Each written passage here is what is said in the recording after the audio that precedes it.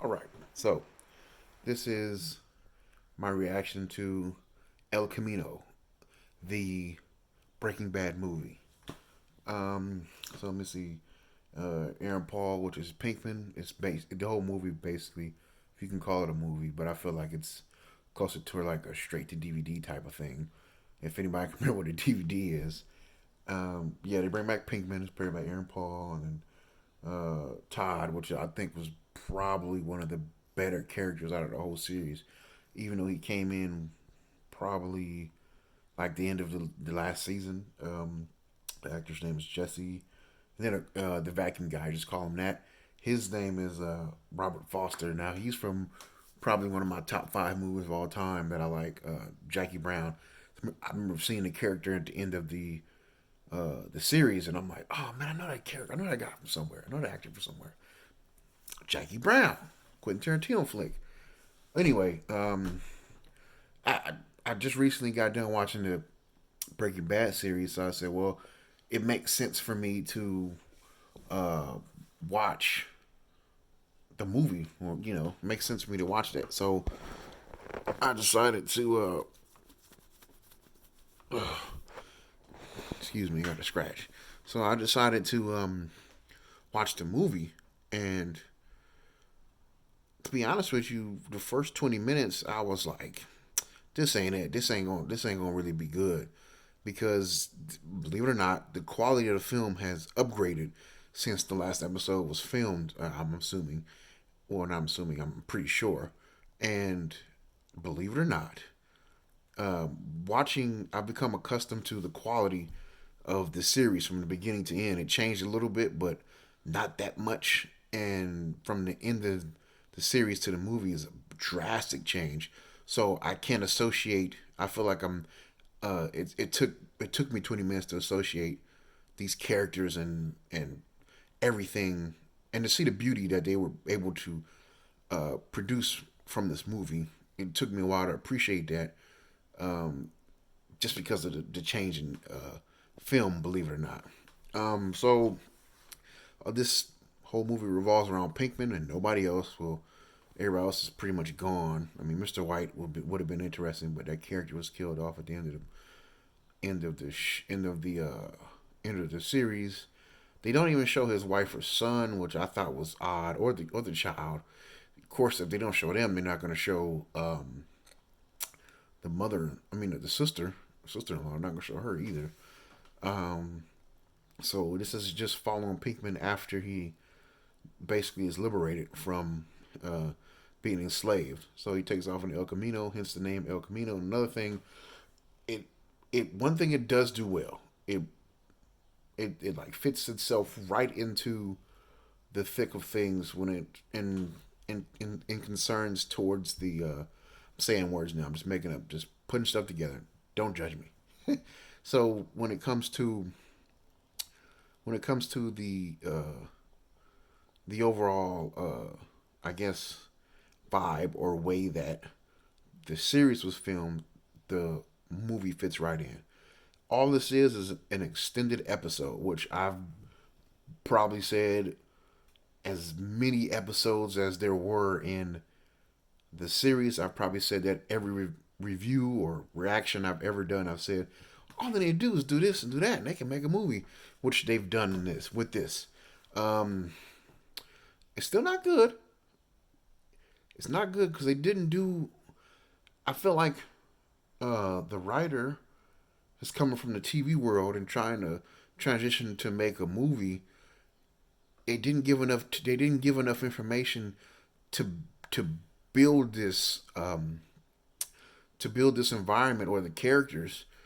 A movie has to be much at a much. All that has to be done in a much faster pace than a TV series, because you could take a whole season with like what a minimum of like 10 episodes to build a connection with the audience and really beef up the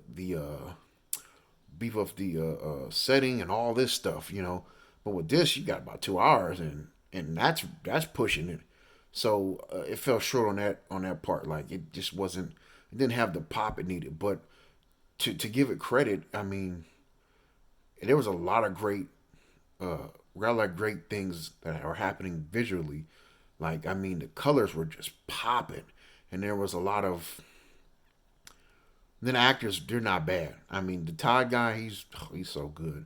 He's so good. It's like he didn't even skip a beat. It seemed like he was still playing that role, just waiting for that call. He was so good, and Jesse came through and really showed his chops too. This Pinkman, the actor who played Pinkman, he came through and really performed. Um, when I looked it up, I'm gonna get to talking about it in a minute, but I just want to say this. When I looked it up, it's saying it's like a Western type movie. And I'm like, where did he get that from?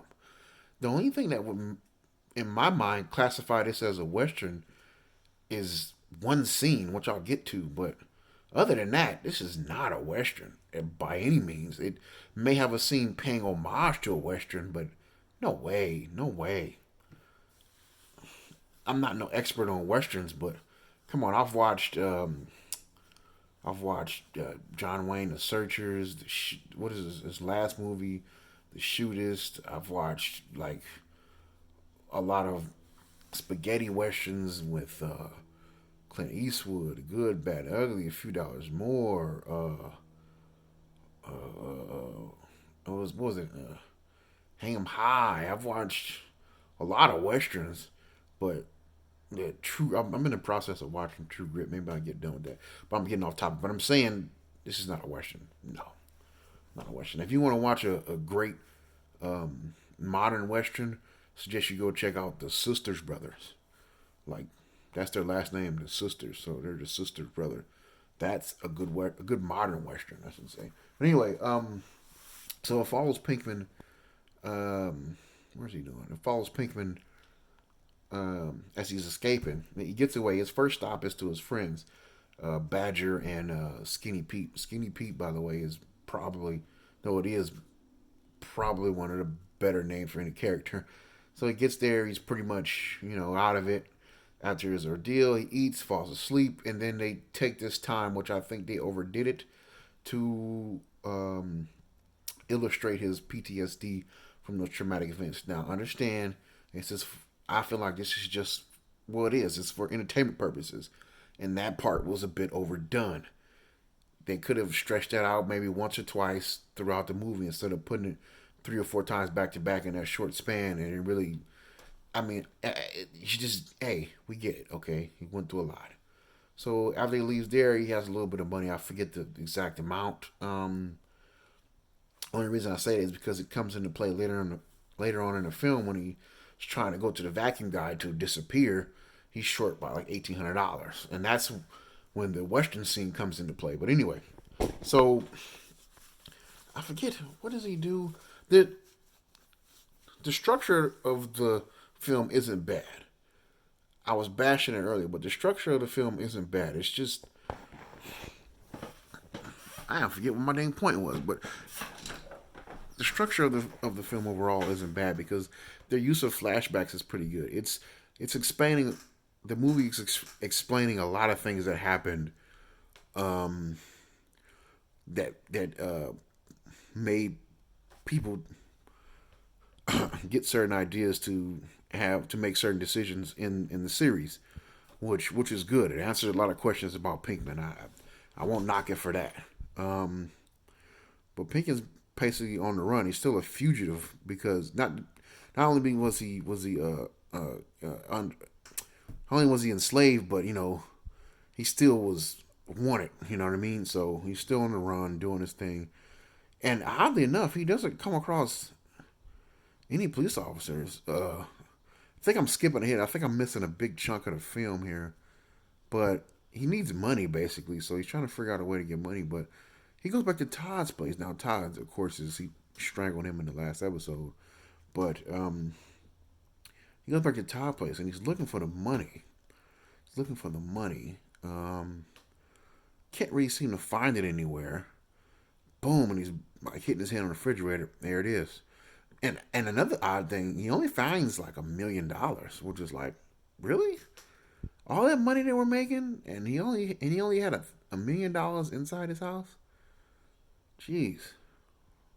Anyway, while he's in there, two cops come in. Believe it or not, they turn out to be cops. They turn out to be some sick bastard. I think the dude is sick bastard. I mean, you found some guy being held captive, and you know you're there to do a certain job, but you keep your mouth shut. But the dude shouldn't be chained up. Like you got to say something, Jesus. But that's how he figured out. That's how him and Pinkman met previously, and they come in there and it's like a standoff, and then they wind up. The other guy winds up going and talking to a nosy neighbor. They wind up doing a three-way split of the money, and of course Pinkman runs into the issue where he doesn't have enough to disappear.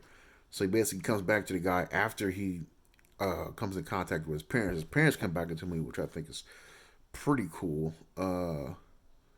But I'm just trying to be funny, I guess. I mean, it's like it's whatever with his parents. But they come back into the picture. They come back into this movie. I know I'm talking kind of fast, but they come back into this movie and they do the whole thing or whatever. And he goes to the house. They still want to illustrate. I think that's a sour point for a writer or somebody in the movie, somebody that's involved on that side with the series because they make a point to bring up the fact that they love the younger kid more than him, which is like okay, whatever, just calm down. Oh, before I forget, I just remembered, and I can't remember if this was in the last episode, or if this was in the movie. I'm just gonna bring it up anyway. Sorry. Pinkman is like doing something he really wanted to do. He's making craft wood boxes. But he's putting a lot of love and care into it. But then it got weird when he started like trying to make out with the box. It was a really tender scene showing him doing something that breeds happiness and brings peace to him. And then he starts like trying to make out with it. And it's like, what are you doing? Don't molest that box, please. But anyway, then he snaps out of it and he's chained up and disheveled looking. But anyway, so where was I at? Pinkman gets two firearms from his parents' house, and he goes back.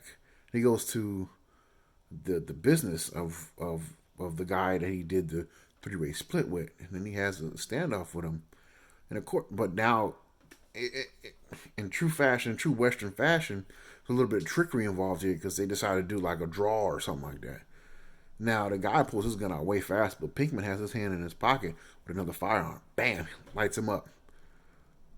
And then the other guy goes to get his firearm, and it's so realistic. It's not like so many movies portray when you pick a handgun up and you're really proficient with it.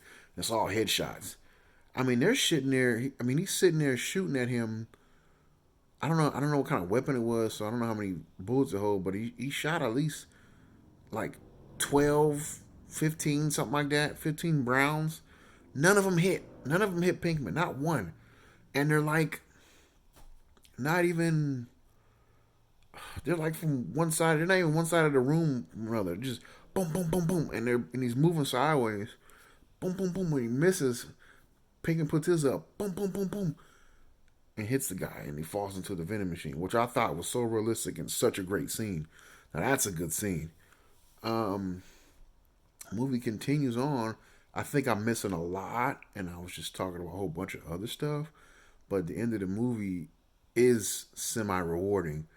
Pinkman is able to disappear, and he goes to Alaska of all places, and that's in one of the flashbacks with him and Mr. White just shooting the shit, talking, and it shows him. And of course, they put something else in there, which I really like. I really like when they do this in movies. He gets a chance. He's on that last drive, and he gets a chance to look over. And the only thing you get picture is basically the first one he was in love with, the one that died of the OD, which I thought was like, oh, perfect, just perfect stuff. Guess I'm a softy for that type of stuff, or whatever.